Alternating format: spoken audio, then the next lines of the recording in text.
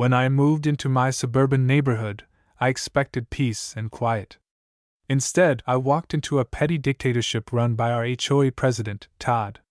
Todd was the worst kind of leader, the kind who loved power but hated accountability. He enforced ridiculous rules, like fining people $200 for leaving their trash cans out a minute past 9 a.m., but blatantly ignored the rules when it suited him.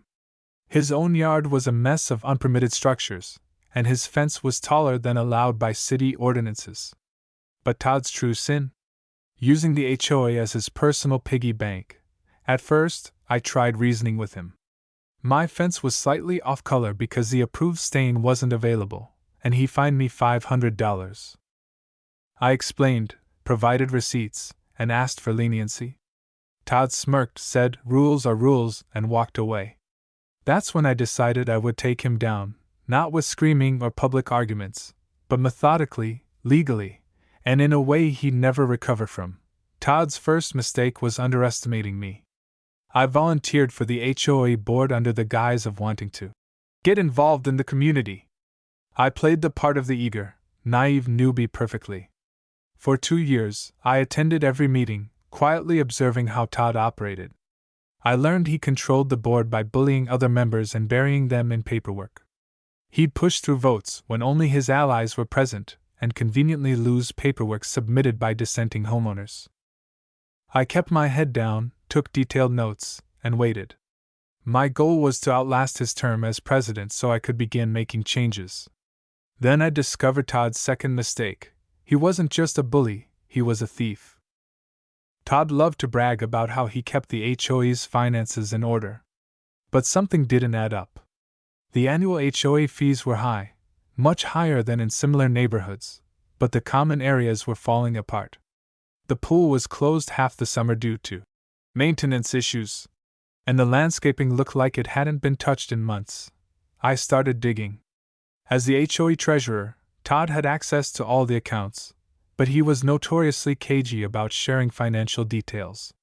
I asked for the budget during a meeting, and Todd laughed it off, saying, "Don't worry, I've got it under control." I filed a formal request for the financial records, which, under HOA rules, he was required to provide. Weeks went by with no response. That's when I started talking to neighbors. Turns out, I wasn't the only one suspicious. Over a dozen homeowners had requested access to the budget over the years, only to be ignored. One neighbor claimed Todd had used HOA funds to install a new patio at his house, while another swore he'd seen Todd's kids at the community pool during its maintenance closure. Armed with these suspicions, I filed a formal complaint with the HOA board, forcing Todd to provide the records. He stalled, but I wasn't backing down. When Todd finally handed over the financial documents, they were a mess. Invoices were missing, payments were mislabeled, and some expenses were downright bizarre. A $15,000 landscaping fee paid to a company that didn't exist. Thousands spent on administrative costs with no explanation. I cross-referenced the HOA's bank statements with public records and found the smoking gun. Todd was funneling money to his personal accounts. Even better, I discovered Todd had been inflating contractor fees, pocketing the difference, and splitting the profits with his buddy, a shady contractor who handled most of the HOA's maintenance. I compiled everything into a detailed report, complete with spreadsheets, photos, and notarized statements from neighbors who had seen Todd's antics firsthand. I waited for the annual HOA meeting, which was typically a snooze fest attended by only a handful of homeowners. But this time, I made sure people showed up. I spent weeks knocking on doors, explaining what Todd had been up to. I didn't share everything, just enough to get people angry and curious. On the night of the meeting, the room was packed. Todd started the meeting like usual, droning on about how difficult it was to manage the HOA and how much he'd sacrificed for the community. That's when I stood up. I calmly asked if he could explain some discrepancies in the budget. Todd laughed nervously and said, "I don't think this is the time or place." I replied, "Actually, Todd, it's the perfect time." I handed out copies of my report to everyone in the room. The mood shifted instantly. People started reading, whispering, and then shouting. Todd tried to regain control, but it was too late. I called for a vote to remove him as president. By the end of the night, Todd was out. After Todd was removed, we hired an independent auditor to go through the HOA's finances. They confirmed everything. Todd had embezzled over $50,000, mismanaged tens of thousands more, and committed multiple counts of fraud. We reported him to the police and filed a civil lawsuit to recover the stolen funds. But it didn't end there.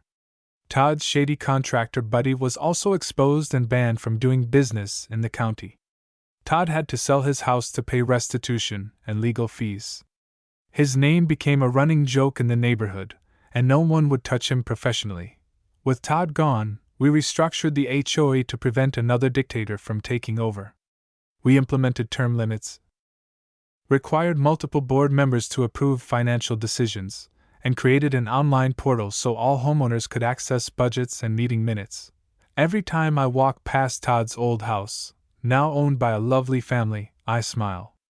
The pool is open, the landscaping is beautiful, and the HOA fees are lower than ever. Todd, meanwhile, moved to a neighboring town, where he reportedly tried to join another HOA board, only to be laughed out of the room when someone Googled his name. Justice wasn't just served, it was plated, garnished, and savored.